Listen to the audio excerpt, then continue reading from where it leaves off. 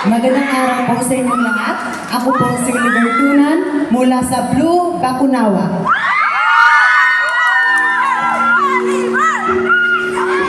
Alam ko, may ilan sa atin dito na lumaki sa lolo o lola. Lumaki sa ibang tao. Lumaki na ang tanging kakampi ay ang kanyang sarili. Lumaki na hindi man lang nasilayan ang kumpletong larawan ng isang pamilya. Katulad ko, lumaki ako na hindi buo ang magulang ko. Watak-watak kaming magkakapatid. At sa murang edad ko, ako nang naging ama. Ako nang naging ina sa dalawa kong kapatid na naiwan sa akin doon. Kaya, ito ang tanong ko, gaano ba kahalaga ang isang pamilya para sa iyo?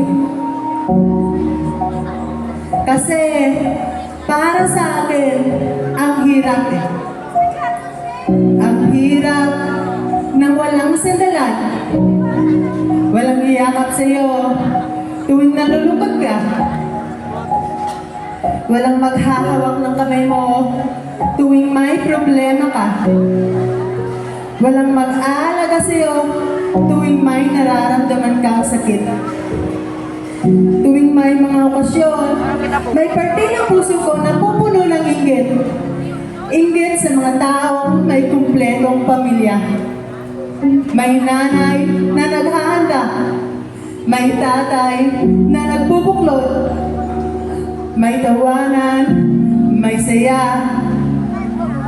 Lalo na't kapag Pasko at bagong taon, gusto mo sanang sabay kayo mag-Noche Buena at sasalubong sa alas 12. Pero, hanggang pangarap ka na lang. Kasi, hindi na mangyayari. Maraming okasyon na kailangan nyo talaga na may magulang sa tabi nyo. Pero ako, laging may kulang, laging may buwang, laging may lungkot na hindi maibsan. Kaya, ang poetry na ito ay pinamagatang pira-pirasong pamilya.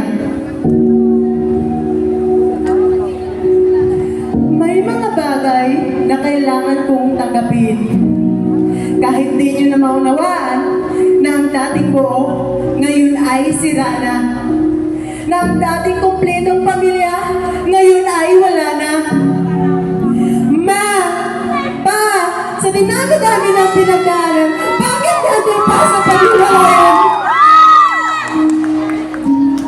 Na wala na ba pagmamahal?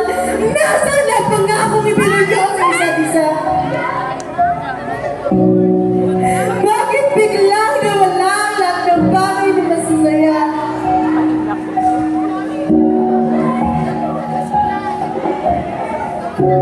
Maraming tanong sa aking isipan. Paano nga ba?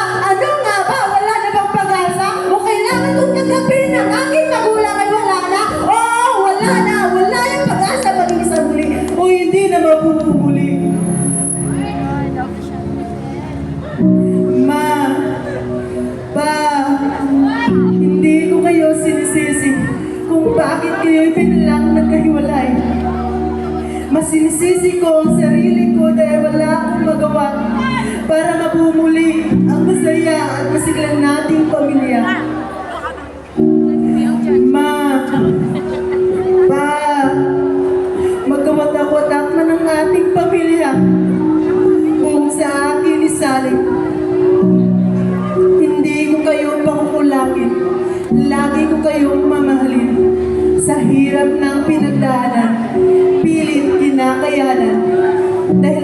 Dahil gusto ko nang maging masaya ulit. Dahil pagod na akong umasa na babalik pa ang dating nating buong pamilya. At sa puntong ito, wala na akong ibang masandalan. Kaya ipapasa Diyos ko na ang lahat. Ang sakit, ang lungkot, ang pagod, ang pag-asa, ang pangarap. Kasi minsan, ang pagiging buo ng puso ay hindi lang nakukuha sa kumpletong pamilya, kundi nakukuha sa pagtanggap, pagpapatawad, pagbitaw sa mga bagay na pilit mong hinahawakan. Ako po si Oliver Tunan, ito ang kwento ko, ito ang puso ko, ito ang dasal ko. Iangat ko sa Diyos ang lahat. Maraming salamat po.